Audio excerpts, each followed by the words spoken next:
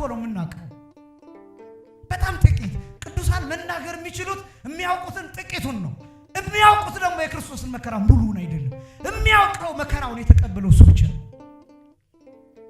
እና ያልነገራቸው ሐዋርያት ያልነገሩ ወሶበ መጻ ጰራቅሊጦስ መንፈሰ ጽድቅ የእውነት መንፈስ ጰራቅሊጦስ መንፈስ ቅዱስ በመጣ ጊዜ ይመራክሙ ኀበ ኩሉ ጽድቅ ወደ እውነት ሁሉ ይመራቸዋል ጥቂቱን ይገልጥላቸዋል ሐዋርያት ያሳስባቸዋል ቅዱሳን ዘመናቸውን ሙሉ የሚሰቃዩት በዚህ መከራ ነው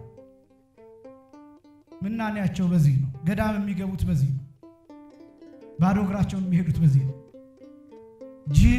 ጅል የሚመስሉት ለዓለም ማለት ነው ጅል የሚመስሉት ሞኝ የሚመስሉት በዚህ ምክንያት ነው የክርስቶስ መቀጥቀጥ አይምሮአቸው ላይ ይጻፍና አይምሮአቸው ላይ ይገለጥና አይምሮአቸው ላይ ይሳልና ሳይረሱት እያለቀሱ ይኖራሉ እንደ ዮሐንስ ወንጌላዊ በረከቱ በሁላችንም ላይ ይደርብንና 70 ዓመት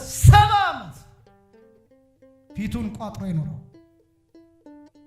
ያለቀሰ አባቶቻችን ሲገልጡት እንባውን ጨርሶ ደም አልቅሷን ይላል ደሙን አልቅሶ ጨርሶ እጅ አልቅሷን ይላል እና ከሰውነቱ ያለው ፈሳሽ አልቆ ቆዳው ከአጥንቱ ጋር ተጣብቆ ነው ቅዱስ ዮሐንስ የተጠራው 70 ዓመት ሳይስቅ ቁጹረ ገጽ ሆኖ ፊቱን የቋጠረ ሆኖ አዝኖ ተክዞ ትዝ ይያለው ያ ጌታ መስቀል ተሸክሞ የወደቀው አጎዳደቅ ትዝ ይያለው ያ ግርፋት ትዝ ይያለው ያ መልኩ ትዝ ይያለው ያ የመከራ መልኩ ያ የስቃይ መልኩ ያ ደም የለበሰው መልኩ ትዝ ይያለው ያ በእሾህ አክሊል የተቀጠቀጠው ያ የደቀቀው ጭንቅላቱ ያ የተፈጠፈጠው ራስ ቅሉ ወደ 70 የሚደርሰው የእሾህ የብረት እሾህ ሚስማር ጭንቅላቱን እየቀደደ እስከ ልቡ ድረስ እየደረሰ አካሉን የበጣጠሰው ያ ሚስማር ያ መከራ ትዝ ይያለው ያ የጎደጎደው በጦር የጎደጎደው ጎኑ ትዝ ይያለው ቁስሉ ትዝ ይያለው ያ ላቡ መስቀል ተሸክሞ ሲወድቅ ከደሙ ጋር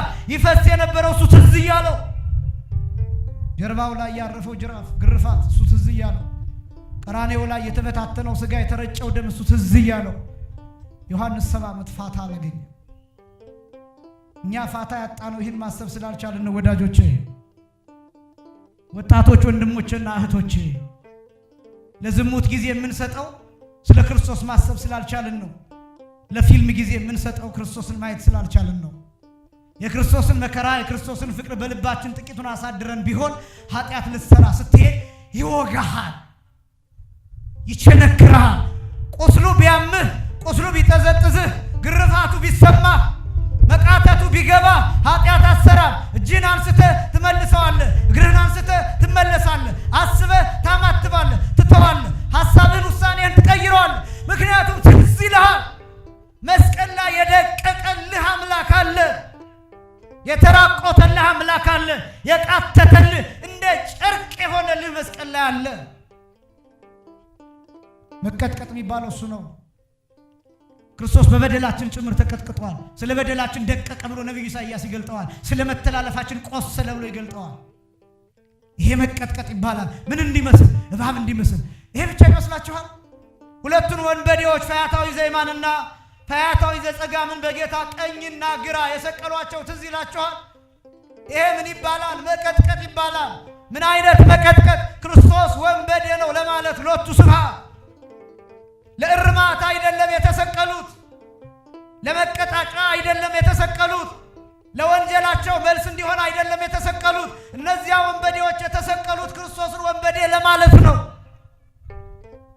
በኃጢአተኛ ምሳሌ በወንበዴዎቹ ምሳሌ እንደ አመፀኞች እንዲቆጠር ነው እነዛን ወንበዴዎች የሰቀሏቸው በቀኝና በግራ በቀኝ የመጣው ጥጦስን አይቶ ይሄ ምንድነው ብሎ ይጠይቃል ይሄማ ወንበዴ ነው ይሉታል በመሃል የተሰቀለውን ይሄስ ይላል እሱማ ዋናው የወንበዴ አለቃ ይላል ክርስቶስ በግራ የመጣውም እንዲሁ በነፍስ ታጅቧል አንዳንድ ክፉ ሰዎች የሚያደርጉት ወንጀላቸውን በነፍስ ያጅቡታል ሲሰርቅ ብታየው እንዳይናገር ብሎ አንተን ይደፋሃል ያን ሰው ሲገል ያየውን ሰው መልሶ ይገላል እየገደለ ይኖራል ነፍስ እያጠፋ ይኖራል ኃጢአታችንን በሌላ ወንጀል አንሸፍነው ኃጢአታችንን በንስሐ እንፋቀው ወንጀሎቻችንን ሌላ ወንጀል በመስራት ሌሎች ሰዎችን በመጥላት ለምን አየኝ ለምን ኃጢአቴን አወቀብኝ በማለት ሰውየውን በማሳደድ ጊዜ አናጥፋ። ንስሐ ገብተህ ሰውየውን አሳፍረው። ንስሐ ገብተህ ኃጢአትን አሳፍረው፣ ሰይጣንን አሳፍረው። ይኸውላችሁ ሰይጣንን የምታሳፍሩት ነፍስ በመግደል ወይም ሰዎችን በማሳደድ ወይም ደግሞ ከንስሐ አባት በመሸሽ ከቄስ በመሸሽ ከቤተክርስቲያን በመሸሽ አይደለም ሰይጣንን የምታሳፍሩት። የሰራችሁትን ኃጢአት ለንስሐ አባቶቻችሁ ተናግራችሁ ቀኖናችሁ ሲጨርሱ ዲያብሎስ ያፍራል። ልክ ንስሐ ስትገቡ ኃጢአታችሁ ፎርማት የሚደረገው የዲያብሎስ እጅ ላይም ጭምር። ለምሳሌ እናንተ አንድ መረጃ ቢኖራችሁ አንዱን ስልክ ላይ ብታረጉት፣ አንዱን ላፕቶፓችሁ ላይ ብታረጉት፣ ላፕቶፓችሁ ላይ ያለውን መረጃ ፎርማት ብታደርጉት ስልካችሁ ላይ ያለው ግን አይጠፋም። ኃጢአትስ ንስሐ ስትገቡ ዲያብሎስ ማስረጃ ይዞ ይቀርባል። ነገር ግን ልክ ንስሐ ስትገቡ ዲያብሎስ ማስረጃ ሊያቀርብ ስል የለም። ለምን? ልክ ንስሐ ስንገባ እግዚአብሔር የኛን ኃጢአት ፎርማት የሚያደርገው ራሱ እግዚአብሔር ከልቡ ከሰይጣንም ከኛም ነው ዲሌት የሚያደርገው ፎርማት የሚያደርገው። ስለዚህ ሰይጣን ሊከስ ሲመጣ የለም፣ መረጃ ሊያቀርብ ሲል የለም፣ ይጎረጉራን የለም። ለምን? ንስሐ ገብተህበታል፣ ጠፍቷል፣ የታለ የሰራው የለም፣ ማስረጃ የለም።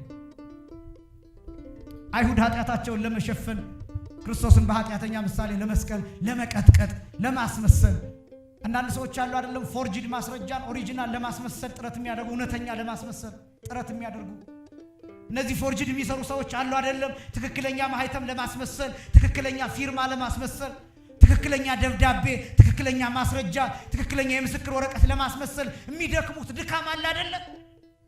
ዲያብሎስ እንደዛ ደከመ።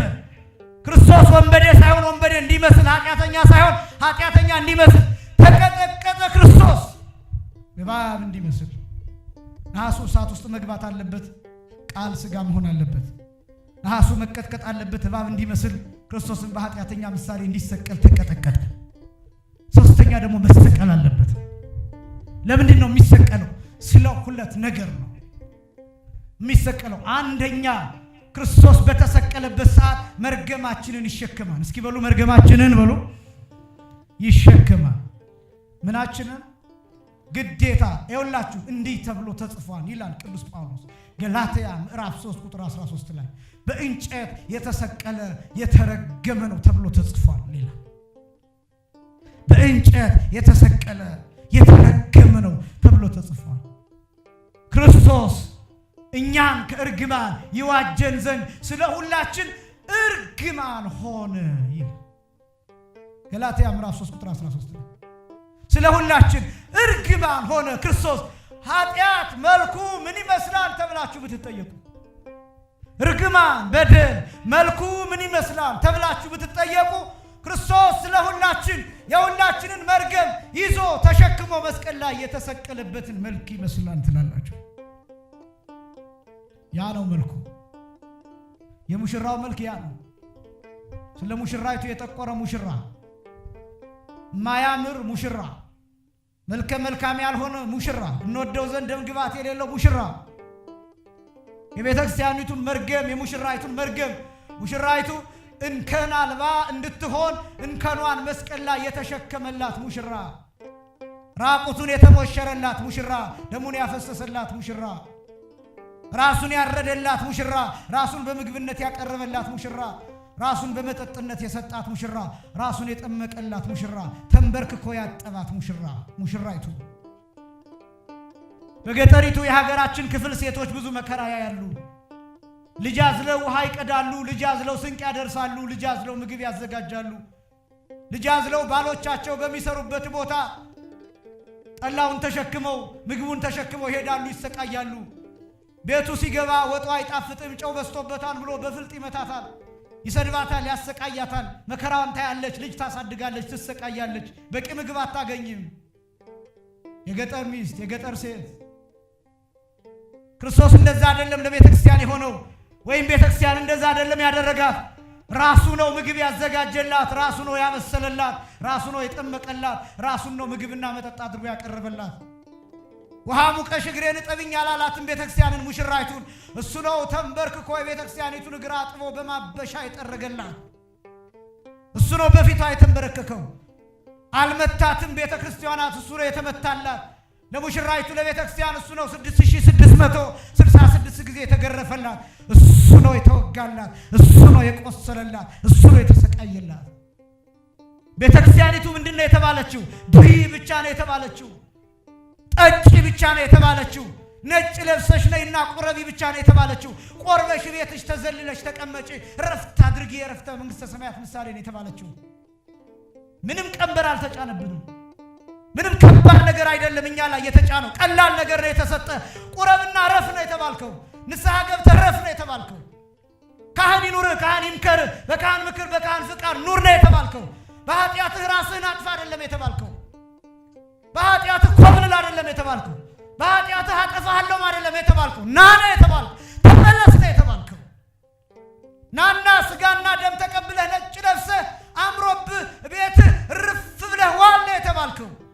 ሙሽራ ነህ፣ ሙሽሪት ነሽ፣ ጌጥ ተሰጥቶሻል፣ ቀለበት አለሽ፣ ኪዳን አለ፣ ደም አለ፣ ትኩስ ደም፣ ትኩስ ሁልጊዜ ትኩስ የሆነ የማጠብ አቅሙ የማንጻት አቅሙ የማይረሳ የማይዘወልግ የማያንስ የማይደበዝዝ ለዘላለም ትኩስ እንደሆነ ቢኖር በዘመናት የማያረግ የማይሸት የማይከረፋ ነፍስ የተለየው መለኮት የተዋህደው ስጋና ደም አለ። ማሰሪያው እሱ ነው፣ መያዣሽ እሱ ነው።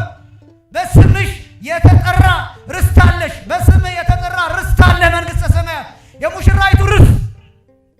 ቅዱስ ዮሐንስ መጥምቅ እንደተናገረው የዮሐንስ ወንጌል ምዕራፍ 3 ቁጥር 29 ላይ ሙሽራይቱ ያለችው ሙሽራ እርሱ ነው ብሎ እንደተናገረው አለህ ሙሽራ። ሙሽራህን አክብረው፣ ሙሽራሽን አክብሪው። በሙሽራችን ላይ አናመንዝር፣ በሙሽራችን ላይ አንማግጥ፣ ሌላ ነገር አንፈልግ። በጣም ትልቁ ችግር እሱ ነው። እናት መርገማችንን ተሸክሞ መስቀል ላይ ጠቁሯን። ቅዱስ ጳውሎስ እንዲህ ይላል ሁለተኛ ቆሮንቶስ ምዕራፍ 5 ቁጥር 19 ላይ እኛ ለእግዚአብሔር ጽድቅ እንሆን ዘንድ ይላል። ቤዛ ማለት ይሄ ነው። እኛ ለእግዚአብሔር ጽድቅ እንድንሆን ልጁን ስለ ሁላችን ኃጢአት አደረገው። አያችሁ፣ እኛ የእግዚአብሔር ጽድቅ ሆነን ከጽድቅ ገብተን እንድንቆጠር ክርስቶስ የሁላችንን ኃጢአት መስቀል ላይ ተሸከመ። እሱ ነው ቤዛነት ማለት፣ መተካት ማለት፣ ቦታን መቀየር ማለት። ያኔ ብትጠሩት እያንዳንዳችን ብንጠራ ያኔ ቀራንዮ ላይ አቤት የምንለው እኛ አይደለም፣ አቤት የሚልልህ ክርስቶስ ነው። ያን ጊዜ አዳም ብላችሁ ብትጠሩ አቤት የሚላችሁ ያን ጊዜ ክርስቶስ ነው። ምክንያቱም በመጀመሪያው አዳም ቦታ ክርስቶስ ገብቷል። ቤዛነት የሚባል ይሄ ነው። የመጀመሪያው ይሄ ነው፣ እርግማን እንዲሸከም። ሁለተኛስ ለምን መስቀል ላይ ተሰቀለ ቢባል እንዲታይ። እኔን የምታዩኝ ከፍ ያለ ቦታ ላይ ስለሆንኩ ነው አልኳችሁ። ክርስቶስን ቀና ብለን እንድናየው ከምድር ከፍ እንዲያደርገን እምከመተለ አልኩ እምድር እስብ ኩሎ ሀቤ፣ ከምድር ከፍ ያልኩ እንደሆነ ሁሉን ወደ እኔ እስባለሁ ብሎ እንደተናገረ እንድንሳ ከፍ እንድንል ቀና ብለን እንድናየው ክርስቶስ መስቀል ላይ በምድርና በሰማይ መካከል ተሰቀለ። ከዛስ ሁሉ ያየዋል። የሚታየው ደግሞ ለምንድን ነው የሚለውን ላሳይና ጨረስኩኝ። ክርስቶስን ማየት ነው ርዕሳችን። የነሐሱን እባብ ልክ ሲያዩት የተነደፉት ሰዎች መርዙ ከደማቸው ይወጣና የነሐሱ እባብ ላይ ያርፋል። የነሐሱ እባብ አይደለም። የነሐሱ እባብ መርዝ አልነበረው። የነሐሱ እባብ አይናደፍም። የነሐሱ እባብ አይንቀሳቀስም። የነሐሱ እባብ እንደ እባቡ ሲጥ ብሎ አይጮህም። የነሐሱ እባብ አይደለም። አሁን ግን መርዝ ተሸክሟል። የነሐሱ እባብ የማንን መርዝ? የተነደፉት ሰዎችን መርዝ። ከየት ወጥቶ? ከሰውነታቸው። ከየት ወጥቶ? ከደማቸው ወጥቶ። የነሐሱ እባብ የራሱ መርዝ አይደለም። አሁን ግን የተነደፉት ሰዎች መርዝ ተሸክሟል። መርዛቸው እሱ ላይ አርፏል። እንዲድኑ እንዲህ መሆን ነበረበት። የነሐሱን እባብ ማየት ነበረባቸው። ክርስቶስ መስቀል ላይ ተሰቅሏል። ኃጢአት የለበትም፣ መርዝ የለበትም። ግን መስቀል ላይ ሲሰቀል የኛ መርዝ አርፎበታል። የኛን መርዝ ተሸክሟል። የኛን መርዝ ይዟል። አያችሁ፣ መርዛችን እሱ ላይ አርፏል። አሁን መርዝ አለው። አሁን የኛን መርገም ተሸክሟል። ስለዚህስ ምን ይላል? አባት ሆይ አምላኬ አምላኬ ለምን ተውከኝ እያለ ይጮሃል። የማንን ጮት? የተበደለ ሰው ጮትን፣ የአዳምን ጮት ያቀርበዋል። ብዙ ትርጉም አለው። ሊቃውንቱ ለአቅርቦተ ሰይጣን ብለው ተርጉመውታል። ሰይጣንን ለማቅረብ ጭምር ነው። ዋናው ግን ለአዳም ካሳ እንደከፈለ ለማሳየት የአዳምን ጩኸት ክርስቶስ ጮኸው። የበደለኛ ሰው ጩኸት፣ እኔ ልጮኸው የሚገባኝን ጩኸት ክርስቶስ መስቀል ላይ ጮኸው። አሁን ዝም ያልነው ክርስቶስ ያንን ጮኸት ነው። አሁን በሐዲስ ኪዳን መርገም የለብንም የምንለው ክርስቶስ ተሸክሞት ነው። ዋጋ ተከፍሎበት ነው። ያንን በመስቀል ላይ ሽሮት ነው። እንዲህ ነፃ ይሆን ነው፣ እንዲህ ያማረብን፣ እንዲህ የተዘለል ነው፣ እንዲህ የተዋብ ነው፣ እንዲህ ጸጥ ብለን የምንቆየው ዋጋ ተከፍሎበት ነው። ያ መርገሙ ተወግዶ ነው። ሲኦል ተዘግቶ ገነት ተከፍታ። ይህን በደንብ ማወቅ ያስፈልጋል። ልክ ስናየው መርዛችን ከኛ ይወጣል። አያችሁ ኦሪት ዘዳግም ምዕራፍ 28 ቁጥር 66 ላይ አንድ ቃል አለ። እስራኤል ስቅልተ ትርእያ ለሕይወትከ ወኢትትአመና ይላል። እስራኤል ሆይ ሕይወትህን ተሰቅላ ታያታለህ ግን አትታመንባትም ይላል። እስራኤላውያን ሕይወታቸውን ማየት አቃታቸው፣ ተላለፉ። ጀርባቸውን ሰጥተውት ሄዱ ለክርስቶስ። የተሰቀለውን የነሐስ እባብ ማየት አቃታቸው። የተሰቀለውን ክርስቶስን ማየት አቃታቸው። የተሰቀለውን ሕይወታቸውን ማየት አቃታቸው። ቸኮሉና ጀርባቸውን ሰጥተው ያለፈችውን ሰንበታቸውን ለማክበር ሰንበታቸውን መስቀል ላይ ጥለው ሄዱ። ረፍታቸውን መስቀል ላይ ጥለው ያለፈችውን ረፍታቸውን ለማክበር ሄዱ። የነፍሳቸውን ረፍት ክርስቶስን አቁስለው አድምተው ገርፈው መስቀል ላይ ሰቅለው የነፍሳቸውን ረፍት ትተው የሥጋ ረፍታቸውን ለማክበር ሄዱ። ዓለም እንደዚህ ነው የሚያደርገው። የነፍሱን ረፍት ቤተ ክርስቲያን ትቶ የሥጋውን ረፍት ፍለጋ ሐይቅ ዳር ይሄዳል። የነፍሱን ረፍት ሥጋውን ደሙን ትቶ ከቤተ መቅደሱ ከቅዳሴ ውጪ ይቸኩላል። ለነፍሳችን ረፍት ጀርባ እንሰጣለን። ለነፍሳችን ረፍት ፊታችንን እናዞራለን። ለንግሱ ፊታችንን እናዞራለን። ለታቦቱ ፊታችንን እናዞራለን። ቤተ ክርስቲያኗ እስከምታሰናብተን ድረስ ጀርባችንን ሰጥተን እንሄዳለን።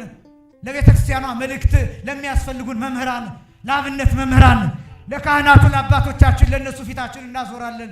ለሊቃነ ጳጳሳቱ ጀርባችንን እንሰጣለን። ለቤተ ክርስቲያኑ ዋና ዋና ምስጢራት ፊታችንን እናዞራለን። ከዚያ ከክርስቶስ ጋር እንለያያለን። ከረፍታችን ጋር እንተጣጣለን። እየሆነብን ያለው ይሄ ነው ወዳጆች። አብዛኛው ጊዜያችን አብዛኛው እድሜያችን ስልክ ላይ እያለፈ ስለ ክርስቶስ የሚመጣውን ቪዲዮ አሳልፈን ስለ ስቅለቱን ማየት ትተን አዚም ተደርጎብን ማልቀስ ትተን ቅዱስ ጳውሎስ እንደተናገረው ገላትያ ምዕራፍ 3 ከቁጥር 1 ጀምሮ እናንተ የገላትያ ሰዎች ሆይ መኑ አይመበክሙ ከመ ይትመኑ በጽድቅ ለእውነት እንዳትታዘዙ አዚም ያደረገባችሁ ማን ነው ብሎ እንደገለጠው አዚም ተደርጎብናል። እነሆ ክርስቶስ በዓይናችሁ ፊት እንደተሰቀለ ሆኖ ተስሎ ነበር ይላል። ይሄን ረሳ ነው። ይሄን ዘነጋ ነው። ሁላችን ድራማ ያስደስተናል። ሁላችን ዘፈን ደስ ያሰኘናል። ሁላችን ፊልም ደስ ያሰኘናል። አያችሁ ስለ ክርስቶስ ሲነገር እንጨነቃለን። ብዙ መስማት ብዙ ማንበብ አንፈልግም። በዚህ ምክንያት ቅዱስ ጳውሎስ የመጨረሻ ጥቅስ እንዲህ ይላል። ገላትያ ምዕራፍ 4 ቁጥር 19 ላይ ልጆች ይላል ቅዱስ ጳውሎስ። እኔ በጣም ነው የሚያሳዝነኝ ይሄ ቃል።